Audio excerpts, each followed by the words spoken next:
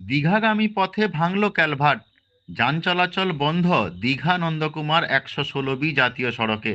শনিবার মারিজদা থানার আওতাধীন লোকাল বোর্ডের কাছে জাতীয় সড়ক ১১৬ অবস্থিত একটি ক্যালভার্ট ভেঙে যাওয়ায় বন্ধ হয়ে যায় জাতীয় সড়ক, যার ফলে কাঁথি, দীঘা, মন্দারমণি কিংবা তাজপুর যেতে হবে ঘুরপথে। পূর্ব মেদিনীপুর জেলা পুলিশের তরফে জানানো হয়েছে, কাঁথি কিংবা দীঘার দিকে যারা গাড়ি করে যাবেন তারা বাজকুল বা হেঁড়িয়া হয়ে তারপর এগরা হয়ে গন্তব্যস্থলে পৌঁছাবেন।